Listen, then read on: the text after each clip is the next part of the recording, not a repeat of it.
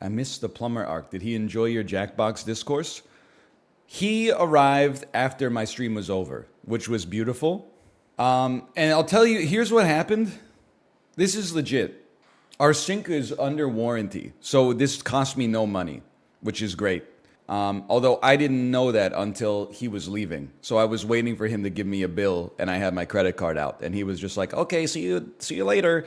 Regardless, he knocked on our door. I opened it. He took his shoes off, walked down and looked at my sink and said, I know what to do.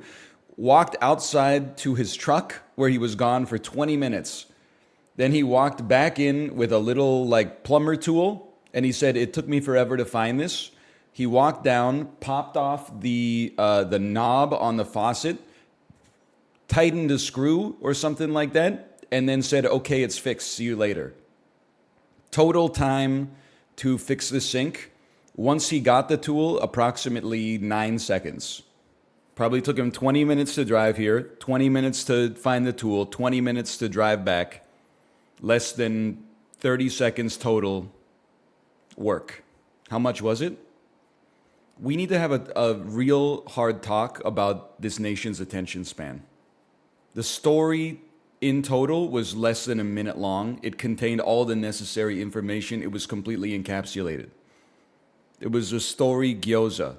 You didn't need anything else to make it happen, okay?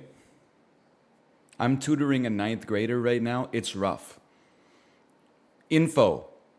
Capital INFO, colon. What grade are you in?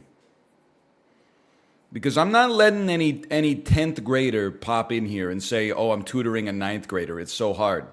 You're a 9th grader, basically. I'm in the 8th grade. Oh, based. Dude, kids are kind of crazy. My niece is 12. She's entering the 6th grade. This summer, when I was a kid, here's what summer vacation looked like for me when I was a kid, okay? Let's say that would have been like the summer between 5th grade and 6th grade or something like that. School ended for me 3rd week of June, 4th week of June, something like that. I stayed with my grandparents for like 6 weeks and just watched Nickelodeon for like 4 hours in the morning. Then I would go outside for an hour and whip a tennis ball at the aluminum siding on their house, catch it off the bounce and just repeat. Maybe like ride my bike to my friend's house, play some N64 for a couple hours, then go home, eat lunch, watch some more TV, play some video games, go to bed.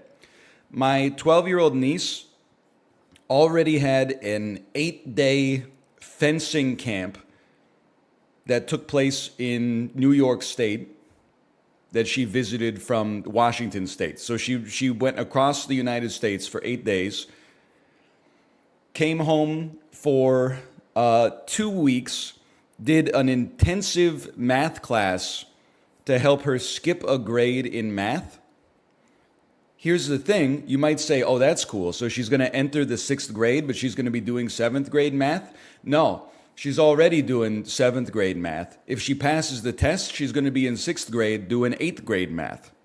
Then her parents drove her and her sister up here. We took them to Disney World for 7 days.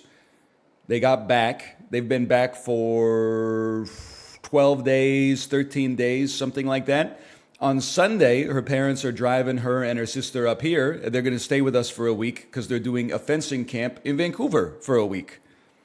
She's actually like a Jedi. This is like busier than I am now. She's doing side quests.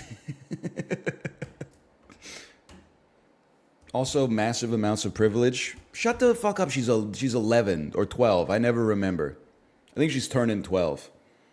Is she privileged? Yeah. But she's fucking 11. What's she supposed to do? Apologize before she goes to fencing class? That her parents are both highly educated and wealthy? She's a little kid. Her favorite television program is Big City Greens. Oh, she's just like me for real. She's just like... No, she's 11. You're 23. Owned. Could she match you in trivia? Nah, she'd be torched for sure. In fencing, though, I think she would own me. She's gonna burn out so hard. She has such a high standard. She's not a kid. She's a trophy for the parents to show off. All due respect, you don't even know who she is. Like she's 11 years old. How do you know two data points about a little kid's life, and you're like, here's what's gonna eventually unwind them? Like this shit isn't Macbeth, you know. Not everything's rising action, climax, denouement. Some people are just living their lives. Some people are just achieving a high level of excellence and then kind of sustaining it until retirement.